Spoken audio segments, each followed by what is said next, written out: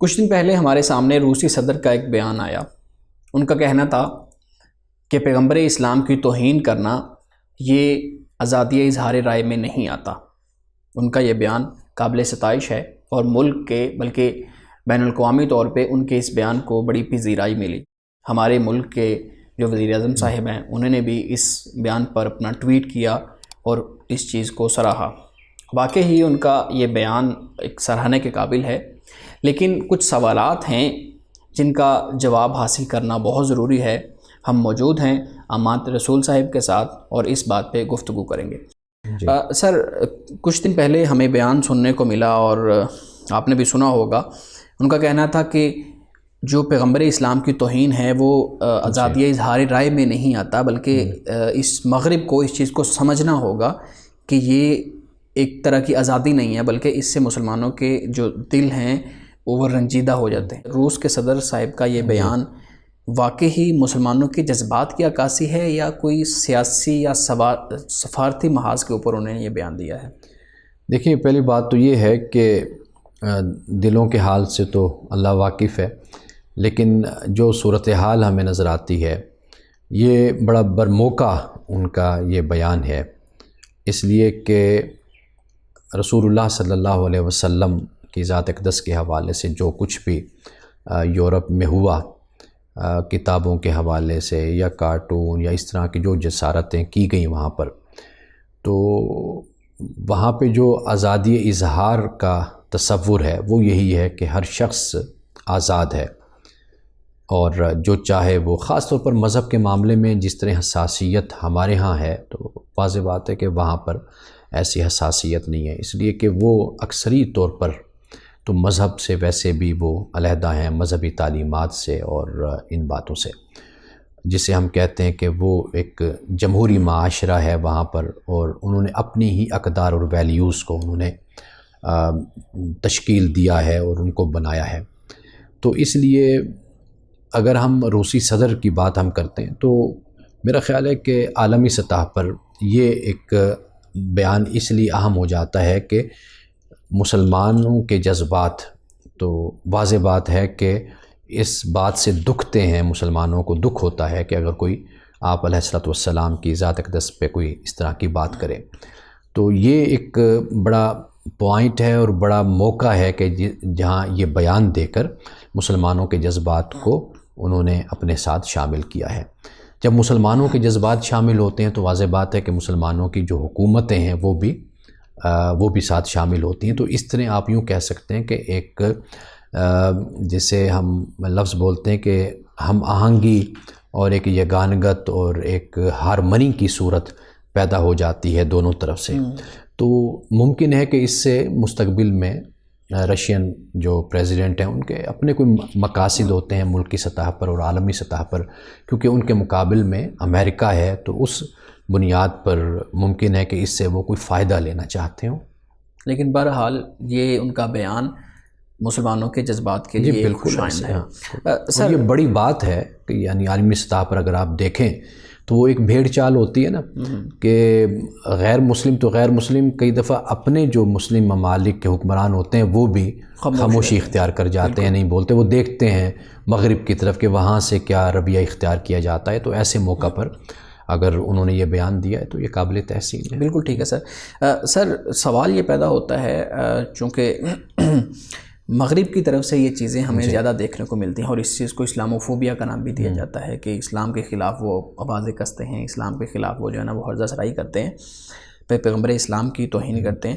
تو سر، کس طریقے سے آپ چونکہ وہاں پہ رہ کے آئے ہیں تو کس طریقے سے مغرب کو یہ باور کرایا جا سکتا ہے کہ یہ بڑا سنجیدہ مسئلہ ہے، یہ آزادی اظہار رائے کا مسئلہ نہیں ہے، یہ پیغمبر اسلام کی توہین یہ بڑا سنجیدہ مسئلہ ہے، کس طریقے سے مغرب کے اندر لوگوں کو یہ چیز سمجھائی جا سکتی ہے؟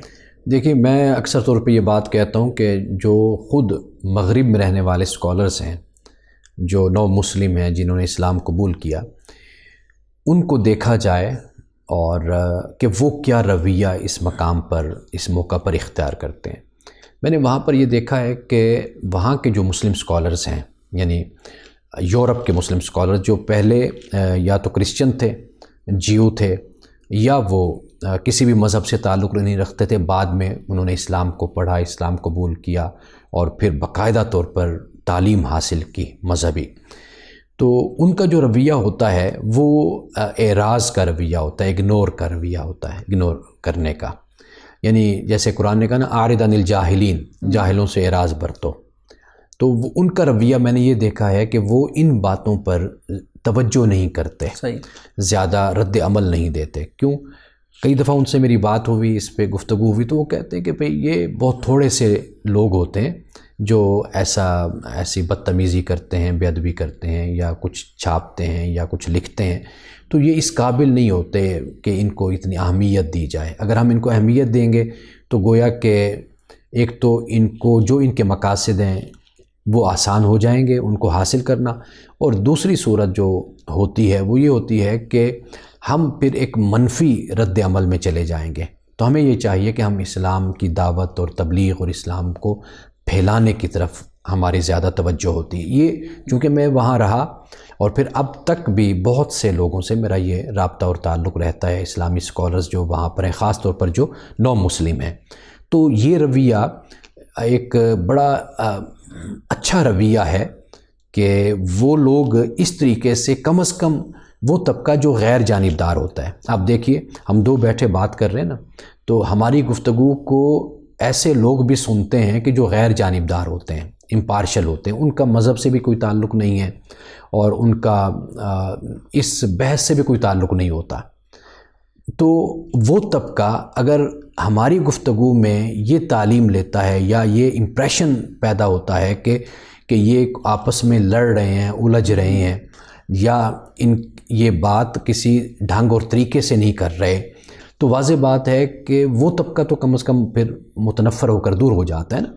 تو اسی طرح مغرب میں جو مسلم اسکالرز ہیں وہ کہتے ہیں کہ ہم اگر ان کا جواب دیں گے، رد عمل دیں گے، یا انہی کا رویہ ہم اختیار کریں گے، تو اس کا نقصان یہ ہوتا ہے کہ جو ہمیں دیکھ رہا ہے غیر جانبدار طبقہ، وہ پھر اسلام کی طرف کبھی راغب نہیں ہوگا. تو ہماری کوشش یہ ہوتی ہے کہ ہم ان لوگوں کو اگنور کریں اور اپنا مخاطب ان لوگوں کو بنائیں کہ جو اسلام کی طرف آنا چاہتے ہیں یا حقیقت اور حق کو پانا چاہتے ہیں. سر بالکل، یہ تو آپ نے بتایا کہ وہاں کے رہنے والے لوگوں کا ایک رویہ تھا. جب ہم پاکستان میں اس چیز کی طرف دیکھتے ہیں کہ پاکستانیوں کا یا ہمارے ہاں جو مسلم لوگ ہیں ان کا رویہ کیا ہوتا ہے، تو ہمارے سامنے چیزیں آ جاتی ہیں کہ ان کی پروڈکٹ کا بائیکاٹ کر دو. ایون پورے اگر ایک ملک نے کیا ہے یا ایک ملک کے کسی ایک باشندے نے کیا ہے تو پورے ملک اور پورے یورپی یونین اور پورے خطے سے تعلقات ختم کر دی جائیں، جو ان کی پروڈکٹ ہیں ان کا استعمال بند کر دیا جائے، سفارتی تعلقات ختم کر دیے جائیں. تو کیا یہ حل جو ہمارے ہاں تجویز کیا جاتا ہے یہ درست ہے حل؟ ایک بات تو یہ ہے کہ جب کوئی ایسا عمل ہوتا ہے، کوئی ایسا برا فعل سر انجام پاتا ہے، تو وہ ایک تو ہماری حدود سے باہر ہوتا ہے، یعنی پاکستان سے باہر ہے. تو واضح بات ہے کہ پھر پاکستانی ریاست اور حکومت اس کے خلاف کیا کر سکتی ہے کہ چونکہ وہ اس کی حدود سے باہر ہے. ایک بات تو یہ ہے، اور دوسری بات یہ ہے کہ بہتر رویہ یہی ہوتا ہے کہ اعراض برتا جائے اور نیکی کے کاموں پر فوکس کیا جائے، اور رسول اللہ صلی اللہ علیہ وسلم کی امت میں اضافہ اس طرح کیا جائے کہ جو دوسرا طبقہ ہے ان کو مخاطب کیا جائے اور اسلام کی طرف راغب کیا جائے تاکہ وہ اسلام میں داخل ہوں. یہ دوسری بات ہو گئی. تیسری بات یہ ہے کہ دیکھیے کہ مسئلہ کسی ملک میں ہوتا ہے، ہم اپنے ملک کو نقصان پہنچاتے ہیں، یعنی اپنی املاک کو، سرکاری املاک کو، غیر سرکاری املاک کو آگ لگاتے ہیں، توڑ دیتے ہیں. اچھا، پھر چوتھی بات یہ ہے کہ یہ جو بائیکاٹ کیا جاتا ہے، آپ نے دیکھا ہوگا کہ عوام کی طرف سے تو دباؤ ہوتا ہے یا ہمارے مذہبی طبقے کی طرف سے ہوتا ہے، لیکن حکومتیں کبھی بھی وہ قدم نہیں اٹھاتی. اکثر طور پر آپ اسلامی حکومتوں کو، مسلمانوں کے حکومتوں کو دیکھیں، وہ یہ قدم کیوں نہیں اٹھاتی؟ اس کی وجہ یہ ہے کہ مسئلہ صرف ایک نہیں ہوتا نا، اس کے ساتھ اور بہت سے مسئلے پھر جڑے ہوتے ہیں. آپ تقریباً ہم نے یعنی پاکستان نے تقریباً 10,000 معاہدے جو ہم نے دنیا کے ساتھ کیے ہوئے ہیں، 10,000 معاہدے. اب ان کی بھی پاسداری ہوتی ہے، ہر حوالے سے دیکھنا ہوتا ہے، پہلے ہمارے معاشی حالات ایسے ہیں کہ ہم یعنی باوجود کہ ہماری وہ مشکلات نہیں ہیں، یعنی اس طرح کے مسائل نہیں ہیں، لیکن اس کے باوجود بھی ہم دن بدن معاشی طور پر پستی کی طرف جا رہے ہیں، مہنگائی ہو رہی ہے ملک میں اور بڑے مسائل پیدا ہو رہے ہیں، ہماری آبادی بہت تیزی کے ساتھ بڑھ رہی جس سے مسائل ہمارے بڑھ رہے ہیں، بہت سے ایشوز ہیں۔ تو حکومتیں پھر اس طرح کا قدم نہیں اٹھا سکتی، کیونکہ جب آپ امپورٹ ایکسپورٹ کا معاملہ کرتے ہیں، مثال کے طور پر آپ کہتے ہیں جی فرانس ہے، اس کے ساتھ بند کر دیا جائے معاملہ۔ اب آپ دیکھیے کہ فرانس صرف یہ نہیں کہ اس کے کوئی اور پروڈکٹ ہے، فرانس ہمیں میڈیسن بھی مہیا کرتا ہے، ہمیں ڈنمارک بھی میڈیسن دیتا ہے، اور وہاں کے جو میڈیسن ہیں وہ ہماری زندگی اور موت کا مسئلہ ہوتے ہیں۔ اور اسی طرح ایک اور پہلو کی طرف بھی توجہ کرنے کی ضرورت ہے، وہ یہ ہے کہ ہمارے ہاں کوئی چیز بھی اکثر طور پر خالص نہیں ملتی، یعنی یہاں تک کہ دوائیوں کا مسئلہ ہے، اس میں بھی ملاوٹ ہوتی ہے، اس سے بھی بہت سے مسائل پیدا ہوتے ہیں۔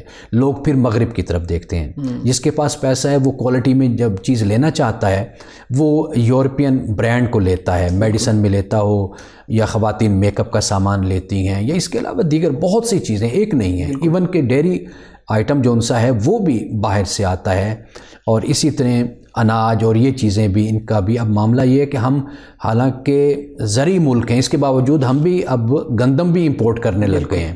یعنی جہاں یہ صورتحال ہو تو تھوڑا سا دانش مندی کے ساتھ، سمجھ کے ساتھ بات کی جائے، اور عالمی فورم پر جسے ہم کہتے ہیں انٹرنیشنل فورم پر امن کے ساتھ اور اچھے طریقے سے ڈائیلاگ کیا جائے، گفتگو کی جائے، لوگوں کو اپنی بات سمجھانے کا رویہ اختیار کیا جائے۔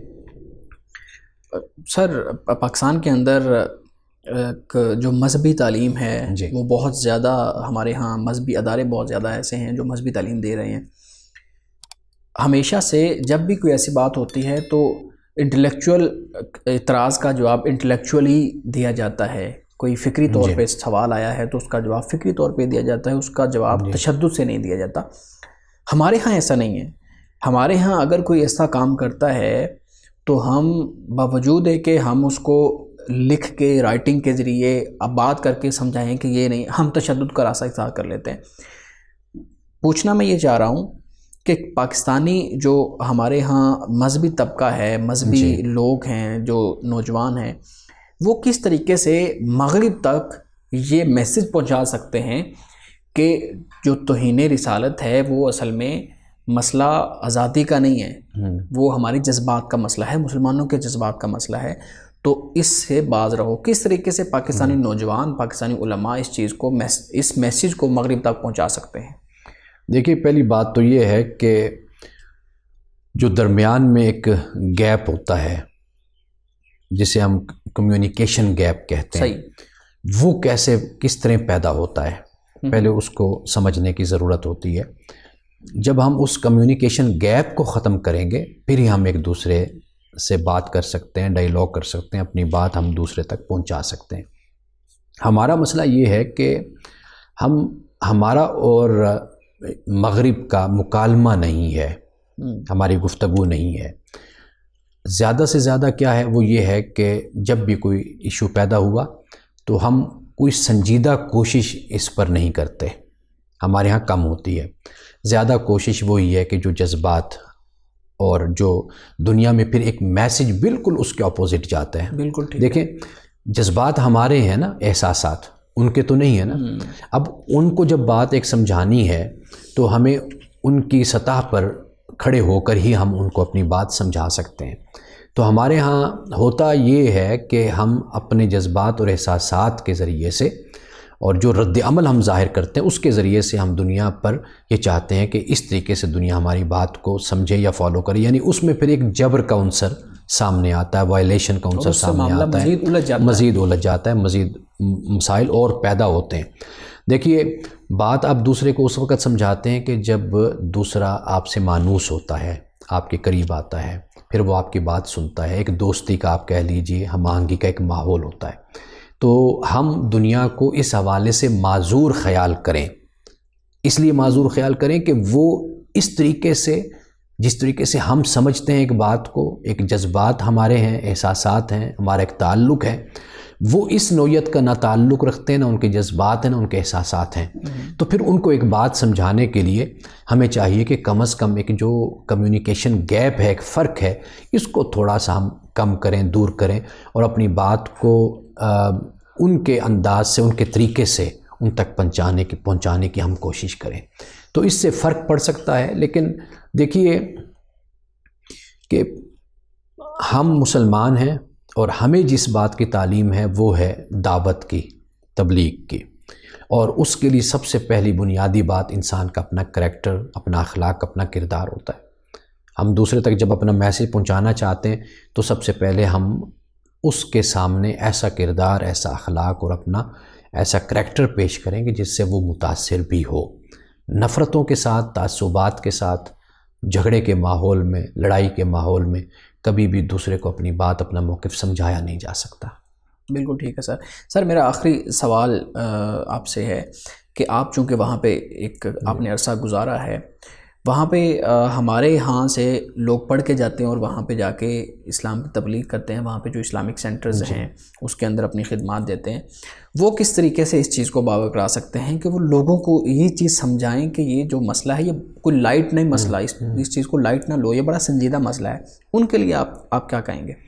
دیکھیے اب تو بہت سال بیت گئے، اس لیے کہ اب تیسری چوتھی نسل یورپ میں مسلمانوں کی رہ رہی ہے. یعنی جیسے انگلینڈ میں لوگ چلے گئے، پھر اسکینڈینیوین کنٹریز میں چلے گئے، امریکہ، کینیڈا ادھر چلے گئے. اب تو ان کی دوسری، تیسری، بلکہ اس سے بھی آگے نسل وہاں پر آ رہی. اب وہ وہاں پر ان کے ساتھ شامل ہو رہے ہیں.